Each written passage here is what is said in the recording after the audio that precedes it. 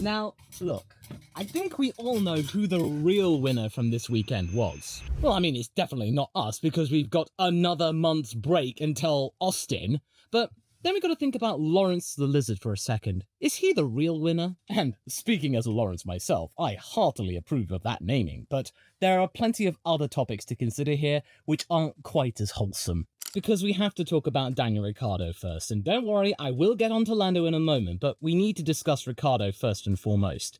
Even though you might be thinking that 18th is atrocious, and it's kind of yet another example of poor strategy from the team, we need to take a look at the bigger picture. Because it's quite clear that in terms of PR, Red Bull are in a disaster zone right now, and many people are now starting to think that maybe Zak Brown is kind of right about the way Red Bull handles things, especially with them owning or at least being responsible for another team. But unfortunately, all of this speculation surrounding Daniel's fastest lap has just tainted the moment. I personally want to think it was a one-fingered salute from Daniel to anyone concerned, thinking that he'd lost it. This was another way of him just going out on a high saying, "You alright, fellas? I still got it." This whole ambiguity about his future is making Zak Brown's handling of his affairs with Ricciardo and McLaren look graceful.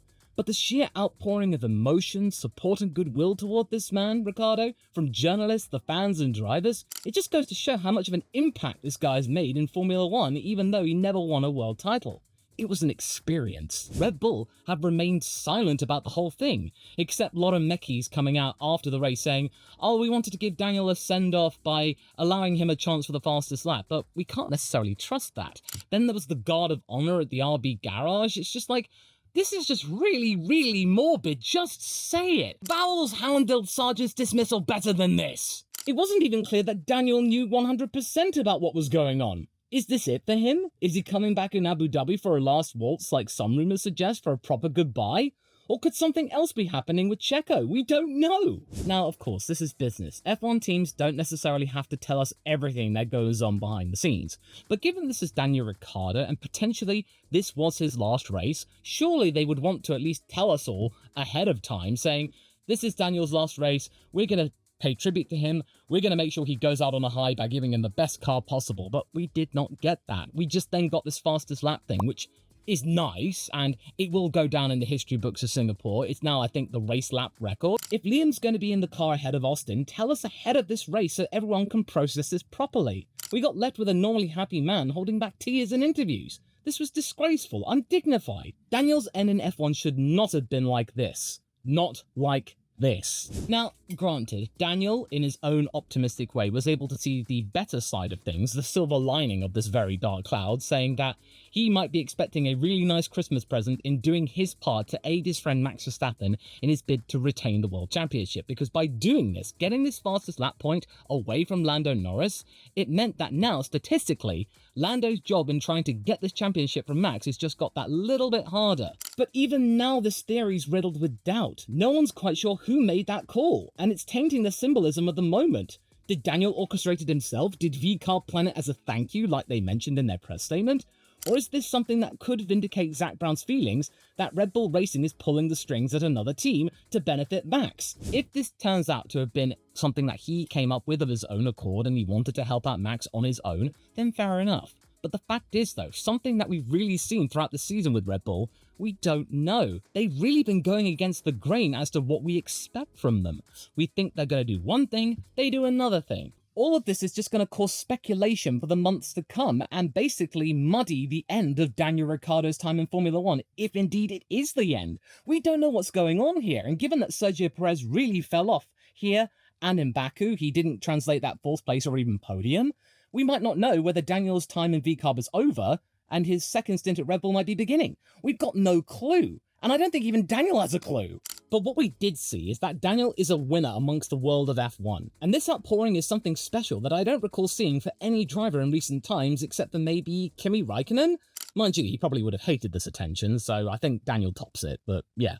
We'll talk more about this in another video perhaps, but now let's get on to Lando. Now this is probably going to be a morale boost and a half, because he comes back from the summer break with a win, a dominant win on top of that, and now he's ending this little mini stint of F1 with another win, with also a dominant gap to Verstappen that might have been 30 seconds, but he was told to bring it home, so it was just a paltry 20.9. Now, I've already seen that people are starting to nitpick Lando's race and saying, oh, it wasn't great, he made loads of mistakes, he locked up the brake, he nearly bottled it at that corner going into it, thinking he broke his front wing. Well, okay, he did sort of muddy the front wing a little bit, but McLaren weren't all that concerned, and considering how cautious they've been this season, if they're not bothered, then we shouldn't be bothered. But the fact is, though, we need to look at the bigger picture again.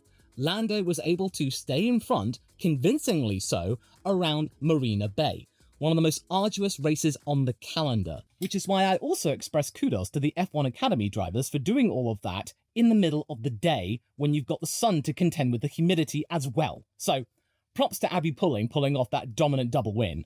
But those criticisms of Lando are moot, simply for the fact that he was so far ahead. No close dogfights he had to deal with, so he just simply was going along, going for the win without any distraction, and naturally his concentration would lapse. These things are bound to happen. The fact that he didn't damage his front wing and what have you, it's a testimony to how well he handled the car and rebounded from the criticism and speculation of his championship campaign. Now, people look to Zandvoort and think that was a statement drive, but I would argue that this, in Singapore, was an even bigger statement, because not only does he nail the start and was able to dictate the pace of the race from the very beginning without having to overtake anybody or having to worry about Max at all, we even got the radio from Will Joseph just going, Lando, do you mind just pulling out 5 seconds from Max or so by this time? That'd be great. He gets to within 5 seconds before we get to like lap 10 or 11 or something like that, and by the time we get to the mid-teens, it's closer to 10 seconds. Granted, his comments from a few years ago regarding drivers in fast cars, them getting all the glory, that's going to be haunting him throughout this period of good fortune. And we also have to remember that last year he nearly won the Singapore Grand Prix had it not been for Carlos Sainz's clever tactics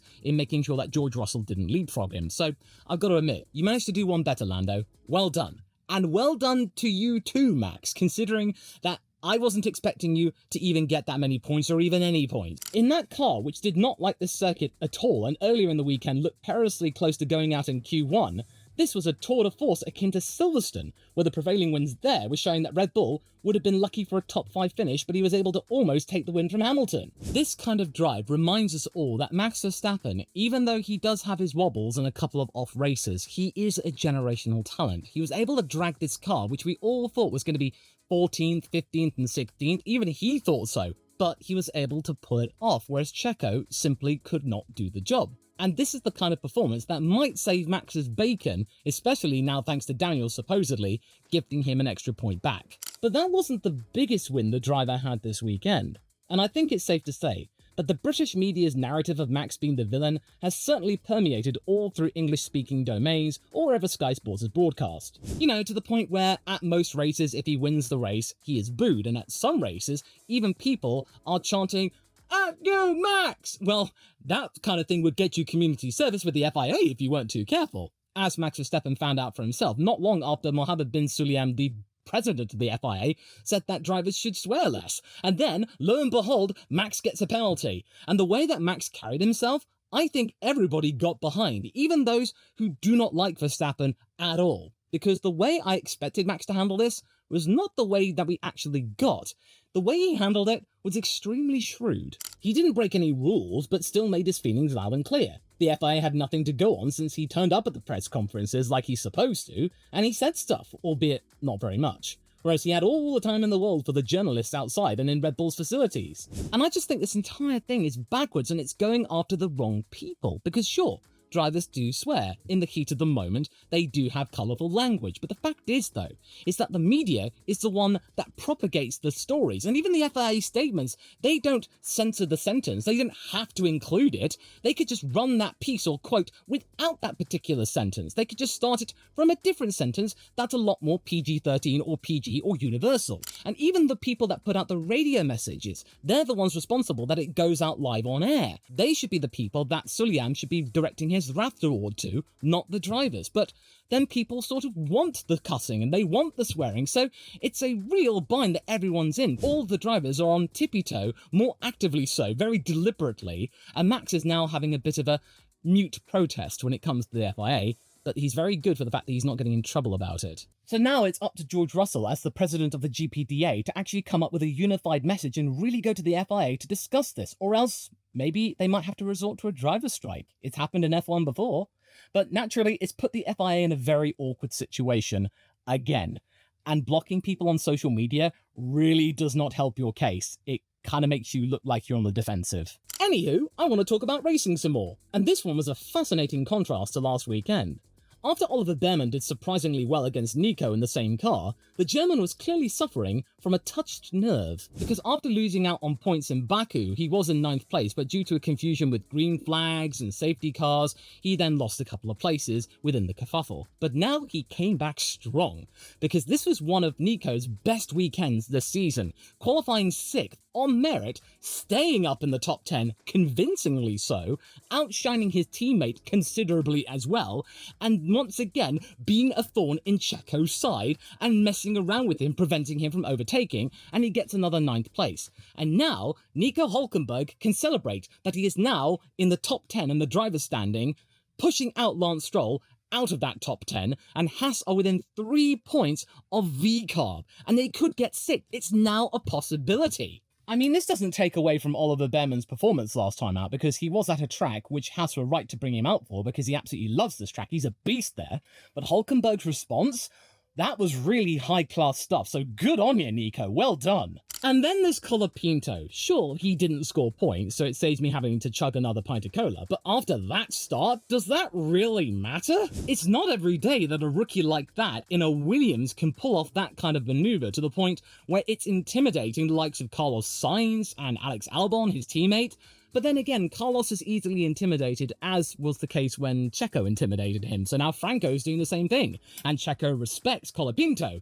So actually, Colapinto is the Uber dive bomber. Wow. Him defending against the Red Bull, like with Nico, but the Williams not having quite enough puff to secure the bag, as it were? Again, it really doesn't matter considering other circumstances. Because this is the first time that Colapinto has been around the Singapore circuit and in these conditions. It's extremely harsh. Drivers up and down the grid prepare for this race specifically, whereas Colapinto has had barely any time to get up to speed, and the fact that he was within 7/1000ths of a second of Albon in qualifying, that is a real testimony to his development and progress. And of course, we might be in the honeymoon period of Colapinto, being dazzled by his sudden appearance in Formula 1, almost as impactful as Piastri in the McLaren last year. But the fact is, though, he is really settling into this job, and he's really giving his experienced teammate what for, as well as the rest of the grid, not crashing and pulling off manoeuvres, and again, almost scoring points, like Liam Lawson was able to score points in Singapore last year. It was almost as impactful. No,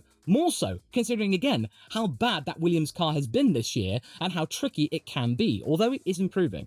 And this is just making the rumours around Sauber taking the safe option and going for Bottas next year all the more galling. What more does Franco have to do? This kid needs a full-time F1 seat, dang it! And then we have Fernando Alonso. Not a particularly eventful race, but it's yet another one where Alonso is just doing slightly more than is expected of Aston Martin. But then this year, propping up the top 10 is the goal, and Fernando is able to go one step further with P8 this time out. Now, of course, sure, it doesn't really make that much of a difference in terms of his placement in the championship. He is long out of contention for that title chestnut. But the fact is, though, he is once again outshining his teammate and showing us all that a happy Fernando is one that gets you points, and is consistently so.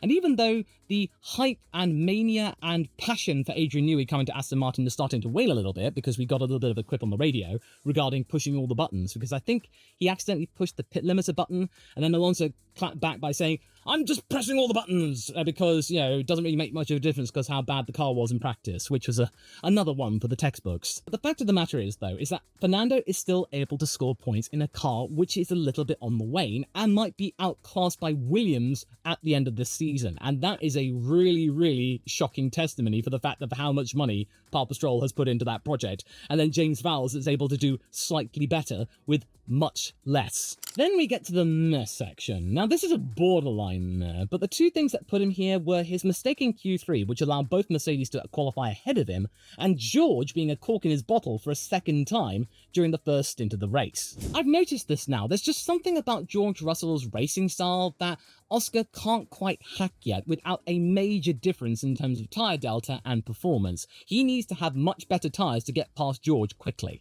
I mean, granted, Nico Hülkenberg getting the jump on Piastri for the first couple of laps didn't help. That really unsettled Piastri, I think. But then the fact is, though, is that, once again, like we saw in Zandvoort, Russell was able to hold up Piastri, meaning he couldn't really do much in trying to get to Lewis Hamilton, and then maybe intimidating Max Verstappen, and maybe making him have to fight harder and actually suffer more tyre gradation defending P2. Now, what kind of made me lean to placing Oscar here also is that he wound up 40 seconds behind Lando in the same car. Oh, that's a bit of a climb down from last time out, isn't it? But there were some caveats with this number. We also need to remember that McLaren, they're not big risk takers, especially now when the Constructors is now in their grasp. They're 40 points ahead of Red Bull. They just want to bring the car home, and that's exactly what they instructed both drivers to do. Piastri also saw that there was no point taking any risks in trying to make a desperate move to catch up to Verstappen, only to run out of tyres, and then George Russell taking his place and getting third back from him. So I think they were all just being softly, given that Piastri admitted that he did make a mistake in Q3, because his Q2 time, I think, would have put him on the front row alongside Lando. So he admitted that this was his fault here, but he is making progress, though, for the fact that a P3 is a letdown. That is a major difference to Spain, where P7 was a letdown. But nevertheless, McLaren did bag a 1-3, so that is something. But we also have to admit that when Oscar did have clean air and the opportunity to catch Max and Mercedes without any traffic, he was fantastic. But this was the expectation, nothing groundbreaking really. It was a perfectly reasonable race for Piastri, but just not a great one. Norris was the better McLaren driver today. And then we've got Leclerc. Even though he had a frustrating couple of exchanges with his engineer during the race, Leclerc did the best he could given the situation in qualifying, where his lap time was deleted, and he generally lacked pace in comparison to the expectations in practice. But it did come again in the race. Him getting back up to 5th place, and almost being 4th, being able to beat George had it been for a couple more laps, or maybe a safety car, that is still a perfectly reasonable performance, and certainly a lot better than what Carlos Sainz was able to do. So, I would say this was an okay race for Leclerc. It's just a bit disappointing given how strong he was in Monza and in Baku, but it's still reasonable. As a team though, Ferrari are still in the hunt for taking Red Bull for second in the Constructors, and Charles' efforts limited the gains that Red Bull could get, surprisingly, given their pace last year at Singapore. Not much else to say really, but otherwise better than expected. There might have been more given the car's race performance was quite good actually. And then there's Mercedes. I'm being generous here, because considering both Mercedes drivers were excused from post-race media duties due to the fact they had to go to the medical centre due to severe heat exhaustion, yeesh! We really have to take that into account here, because like in Qatar, heat exhaustion and heat stroke, those are major problems and major issues if not treated quickly. So it was right for Russell and Hamilton to head to the medical centre instead of going through what the FIA expected of them. The FIA can't punish them there and give them community service now, can they? So considering that fact, the fact they were able to get 4th and 6th place was not terrible, and it could have easily been worse. It could have been lower down in the top 10, but it seriously was close to a podium, and considering they qualified on the second row, considering that practice was really concerning them, this was an okay result, but still something they let slip through their fingers with the fact that Hamilton's strategy going on the soft and then going in early for an undercut was woefully badly played. And had his competition come in 2, 3, 4 laps later, then that might have actually worked out, but not 10 to 13 laps later. That was way too soon. Either Lewis should have just paced it out a little bit more, or they should have just come up with another strategy. And Russell did well enough near the start of the race to keep a McLaren snapping at his heels for a good while, so both drivers believe that there is work to do though, given that Red Bull outperformed expectations. But Toto's squad did outscore Ferrari, which is a plus, albeit with a little bit of an asterisk there, considering that Ferrari was slightly hobbled because of the fact that Sainz had a Q3 accident, Leclerc had his lap time deleted, so there were some major cruxes in Ferrari's direction that did help Mercedes a little bit. Then there's Yuki Tsunoda. I do have to give Yuki kudos here for almost making good the practice pace of the V-carb and getting into Q3. And considering how far this car has fallen up with upgrade after upgrade under-delivering or making the car worse, getting 8th place in Q3, the start really affected his chances of points. I think he fell down 4 or 5 places or something, and then the strategy wasn't all that great. He started on the softs, I think, and then it wasn't enough to be able to get back up into the points. It was okay. It wasn't the worst egregious effect of B-carb strategy this season, but it seriously wasn't quite enough for him to be able to get back towards the points. But it was okay. He was able to get to 12th, so fine. And then there's Carlos. Oh dear. 2 crashes in as many race weekends. Not really a good look to now not figuring Q3. But at least it had the side effect of making the one-lap shootout more compelling for the audience, right? But he was able to get back up to 7th, so that is something. He was able to get some points, but he wasn't nearly as assured as Charles Leclerc was, almost getting 4th place. It was okay for Carlos. It was perfectly reasonable. It wasn't as strong or as reasonable as Baku, and even then Leclerc was better than him. And then we get to the losers, and Perez. Not good. Not good at all. So let me get this straight. At two of his strongest tracks where he's expected to haul in some really good points, or better yet, a couple of podiums, how many points does he come away from with these two races before we go for a 1 month summer break where the future of many Red Bull drivers could be considered? 1 point. 1 point. Yeah. And then Colapinto bothered him considerably limiting his fight back. And 13th in qualifying, that really did not help matters either, considering that Red Bull had brought upgrades which were meant to help him. I thought he'd really cracked it in Baku, but no. Getting 13th and out in Q2 might not have been so bad if Max was around a similar position joining him out in Q2. But no. Max got the front row, and admittedly he might have been able to do better had he been able to leapfrog the Haas and Williams, but he was halted, and the car's overall trickiness and balance really compounded his situation and limited his chance for overtaking. So now we've really got to look at Austin and Mexico with even more critical eyes, because Sergio is good around these tracks, but he's not quite as good as he is around Baku and Marina Bay typically. He has got a couple of podiums at both tracks in the recent years, especially with his time at Red Bull, but that might not be quite good enough. Is Daniel still in the Red Bull pool? He's not been completely dropped by Red Bull. So maybe we might see a resurgence for Daniel after all. Maybe that's why they've not mentioned Ricciardo's future. There's been no announcement because there might be something else at play.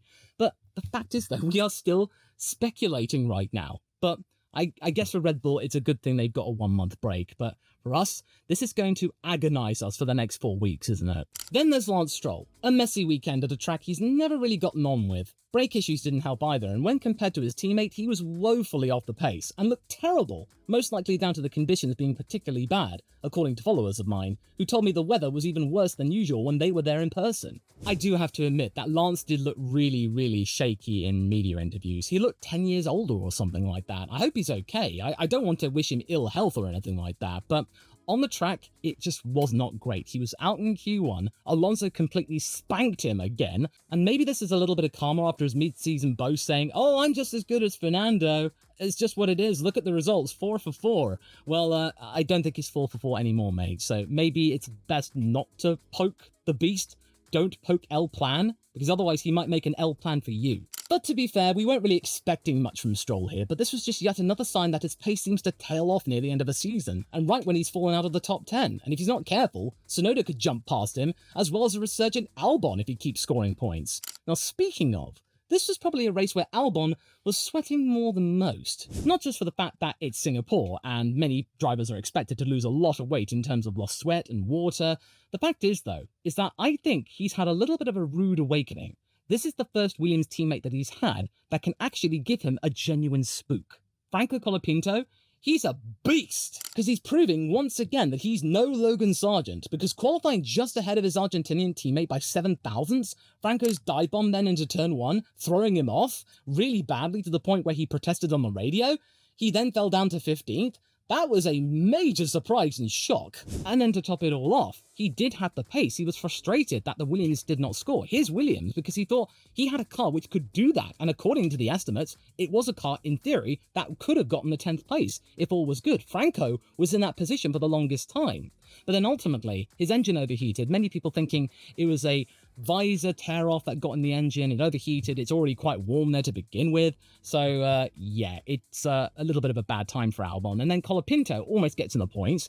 So it wasn't the best look in terms of optics for Albon after 2 seasons or 2.5 seasons of relatively little resistance from his teammate. And this is where I have to bring the foam of doubt into play here, because this is a bit of speculation, but I think Franco's presence might start to destabilize Albon a little bit. This is the first Williams teammate that Albon has had that actually can go toe-to-toe with him. Now, this is not to disrespect the GOATs of Latifi and Sargent, but let's be real here. Colapinto is a force, and he is acclimating to F1 very quickly. He is liking this FW46, much more so almost than Albon, who's been there for the last couple of years. This is before Carlos Sainz arrives at Williams, and if this turns out to be the case and Carlos Sainz ends up eclipsing Alex Albon, this might be a really rocky couple of years for the Thai driver, because as we've seen with Williams, James Vowles values the sport as a meritocracy. If Albon is not performing up against Carlos Sainz, then maybe he might want to believe in the future and believe in Colapinto's potential. Now with a car that maybe in 2027